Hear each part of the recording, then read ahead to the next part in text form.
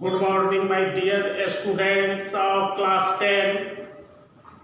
यहाँ पर आपका प्रॉब्लम जो है, if 9 cos theta plus 40 sin theta equal to 41, then find the value of tan theta and cosec theta. Given that 9 cos theta plus 40 sin theta equal to 41, then find the value of tan theta and cosec theta. इस problem को 3 method से हम solve कर सकते हैं। 3 method से solve कर सकते हैं। पहला मेथड से मैं इसे सॉल्व कर रहा हूं। पहले आप देखिए कि 9 cos theta plus 40 sin theta equal to 41 और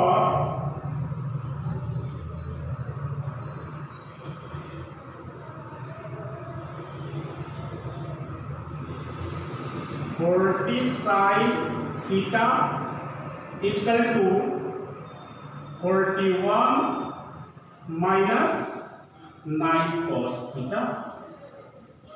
9 cos theta plus 40 sin theta equal to 41 और 40 sin theta equal to 41 minus 9 cos theta और 40 sin थीटा का whole square equal to 41 minus 9 cos theta का whole square. Squaring both sides और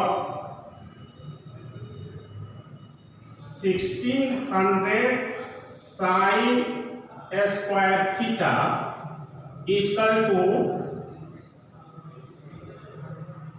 1681 minus 2ab, तो 2 into 41 into 9 cos theta.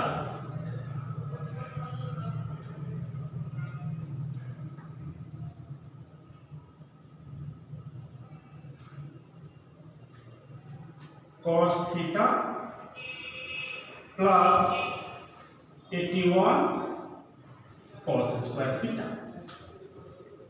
यहां पर जो आया 40 sin थीटा का whole square equal to 41 minus 9 cos theta का whole square.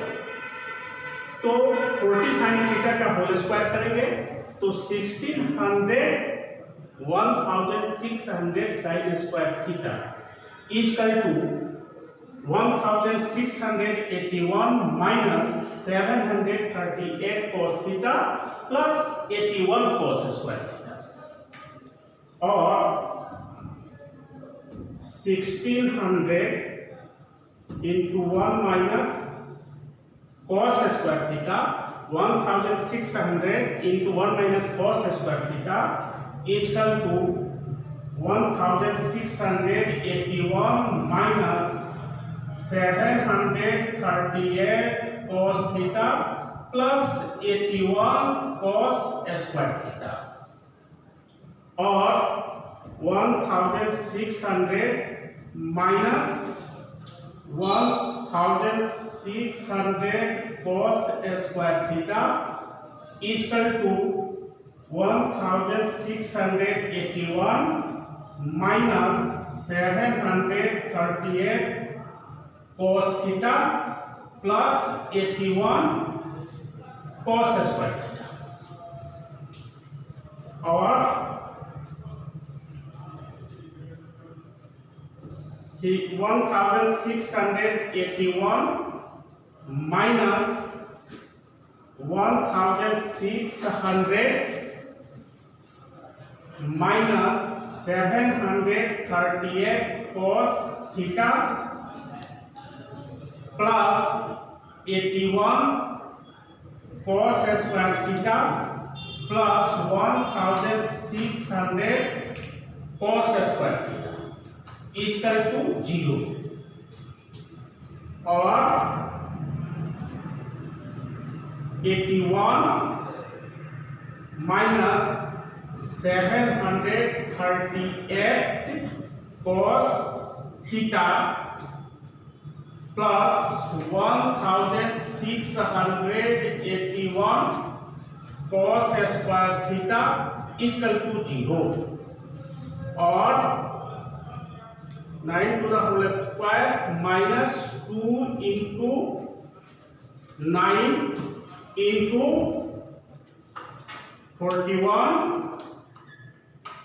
cos theta plus 41 cos theta का होल स्क्वायर इक्वल टू 0 और 9 माइनस 41 cos थीटा का होल स्क्वायर इक्वल टू 0 और 9 minus 41 cos theta equal to 0 और 9 equal to 41 cos theta, therefore cos theta equal to 9/41 हमें cos theta निकल गया। cos theta निकल गया तो tan थीटा और cosec थीटा का वैल्यू निकलना है। tan theta and cosec theta का वैल्यू फाइंड करना है। तो sin theta equal to root under 1 minus cos square theta. cos square theta equal to root under 1 minus 9/41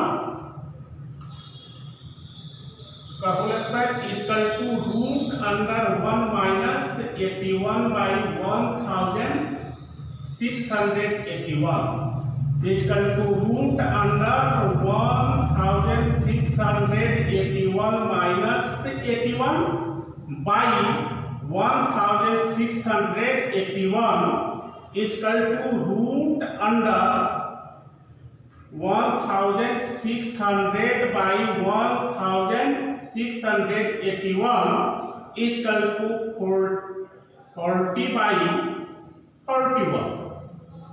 यह आपका हो गया। साइन थीटा निकल गया। साइन थीटा निकल गया। अब हमें टैन थीटा और कोसेक थीटा का वैल्यू निकालना है। तो tan theta equal to sine theta by cos theta equal to 41/41। Sine theta जो हमारा आया है, sine theta 40/41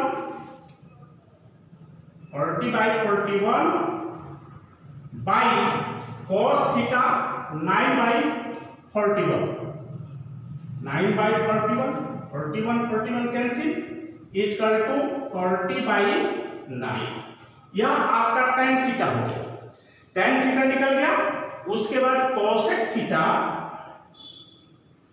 equal to 1/sin theta equal to 1/40/41 equal to 41/40। यह हमें cosec थीटा का वैल्यू यहां पर फाइंड हो गया। Given that 9 cos theta plus 40 sin theta equal to 41, find the value of tan theta and cosec theta. 9 cos theta plus 40 sin theta equal to 41 given। इसके बाद 40 sin theta equal to 41 minus 9 cos theta। जब आपको LHS में 9 cos theta है positive है, जब RHS में लेकर जाएंगे तो यह नेगेटिव होगा। तो 41 minus 9 cos theta, 40 sin theta का whole square minus 41 minus 9 cos theta का whole square, squaring both side. तो 40 sin थीटा का होल स्क्वायर करेंगे तो 1600 sin स्क्वायर थीटा हुआ, और 41 माइनस 9 cos थीटा का होल स्क्वायर करेंगे तो यह आपका a माइनस बी के होल स्क्वायर के फॉर्म में हो गया। तो a square minus 2ab plus b square, तो 41 का स्क्वायर करेंगे तो 1681 हुआ, 2ab तो 2 इंटू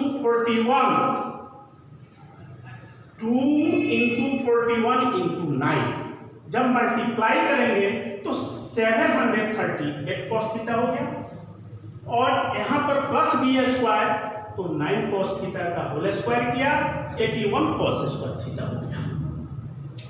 आप जानते हैं कि sine square theta equal to 1 minus cos square theta, 9 sine square यहां पर तो दिया है कि sine square theta 1600 sine square theta, 1600 sine square theta, तो साइन स्क्वायर थीटा जो होता है 1 माइनस cos स्क्वायर थीटा, तो 1600 into 1 minus cos square theta equal to 1681 minus 738 cos theta plus 81 cos square theta. 1600 से 1 में मल्टीप्लाई किया 1600 हो गया, 1600 से माइनस cos स्क्वायर थीटा में मल्टीप्लाई किया तो माइनस 1600 cos स्क्वायर थीटा हो गया। आपका RHS जो अभी है जो का त्यों रहा। उसके बाद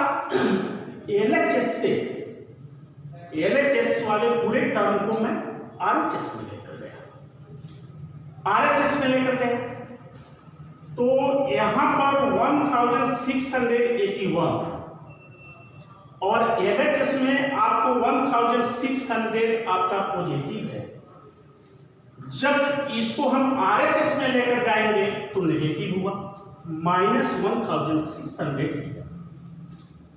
उसके बाद 7 माइनस 738 cos थीटा है, इसको लिखा माइनस 738 cos थीटा।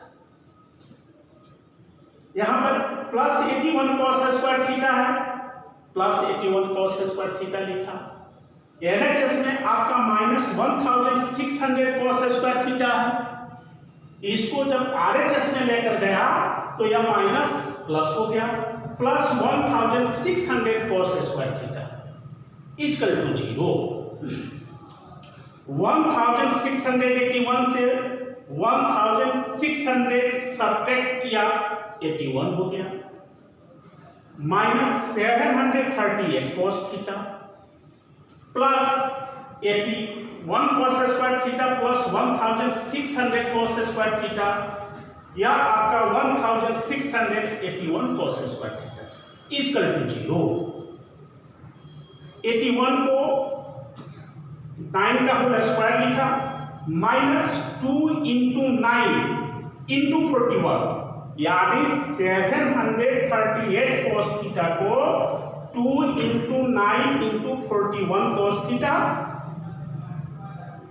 प्लस 1681 जो है 41 का होल स्क्वायर होता है, तो यहां पर 1681 cos स्क्वायर थीटा को 41 cos थीटा का होल स्क्वायर लिखा। यह टर्म जो आपका हुआ a square minus 2ab plus b square, a square minus 2ab plus b square equal to 0, और 9 माइनस 41 cos थीटा का होल स्क्वायर इक्वल टू 0। जब LHS से स्क्वायर को जब RHS में लेकर जाएंगे तो स्क्वायर होगा, तो 0 का स्क्वायर रूट आप करेंगे तो 0 हो गया, यानी और 9 minus 41 cos theta equal to 0, और 9 इक्वल टू 41 cos थीटा। जब माइनस 41 cos थीटा है LHS में जब RHS में लेकर जाएंगे तो यह plus 40 cos theta 41 cos theta हो गया। Therefore cos theta equal to 9/41 cos theta का वैल्यू निकल गया। आप जानते हैं sin theta equal to √1 minus cos square theta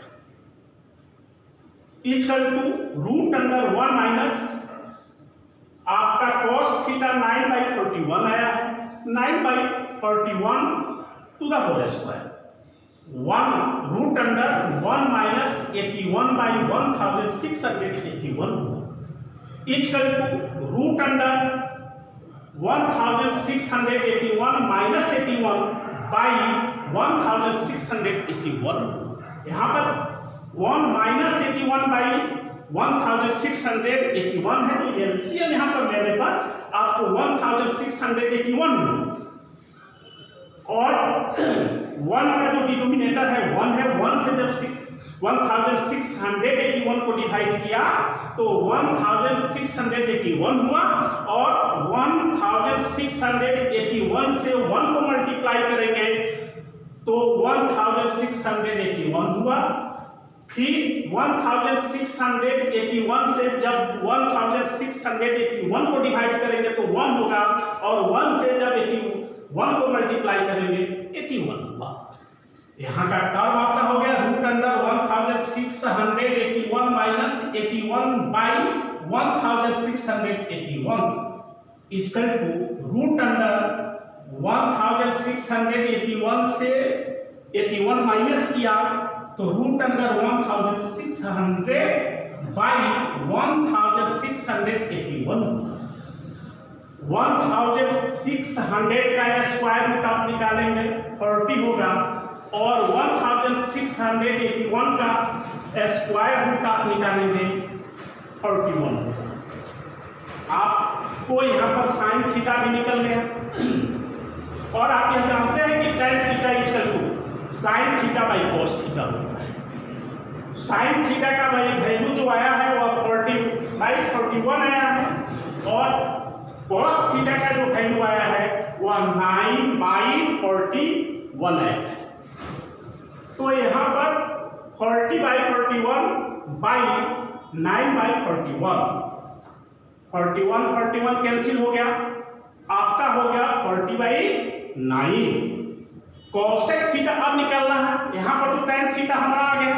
cosec theta, आप कोसेक थीटा जानते हैं कि 1/sin थीटा होता है, तो यहाँ पर हम लिखेंगे tan theta equal to sin theta by cos theta. tan theta का भी वैल्यू निकालना है, तो यहाँ पर हो गया 40/41 डिवाइडेड बाई 9/41। 41 कैंसिल हो गया, आपका यहाँ पर आ गया 40/9। कोसेक थीटा का वैल्यू निकलना है, cosec theta equal to 1/sin theta होता है। साइन थीटा का वैल्यू आपको आया है 40/41, इसका मतलब आपका हुआ 1 divided by 40/41 equal to 1 into 41/40 equal to 41/40। यह आपका निकल गया। मैं आप लोगों को बोला कि इस प्रॉब्लम को हम 3 मेथड से सॉल्व कर सकते हैं। एक मेथड तो यह हुआ, या एक मेथड से आपका सॉल्व हो गया। सेकंड मेथड से सॉल्व करने के लिए जो इजी है मैं बता देता हूं, लेकिन अगर आपको यह एग्जाम में क्वेश्चन 3 या 4 मार्क्स में देता है तो जो सेकंड मेथड मैं बताने जा रहा हूं उस प्रोसेस का यूज आप नहीं करेंगे। उसका यूज आपको जब 1 मार्क्स में हो या 2 मार्क्स में हो तो आप कर सकते हैं। सेकंड मेथड में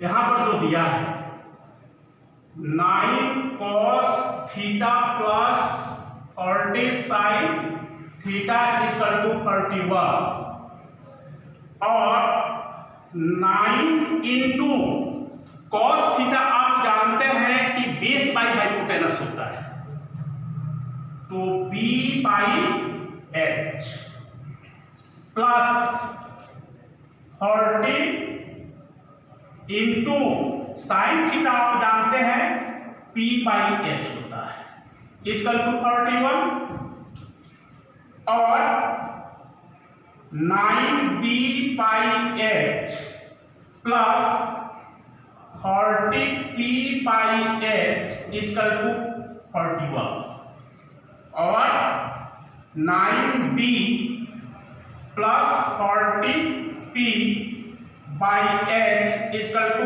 31 और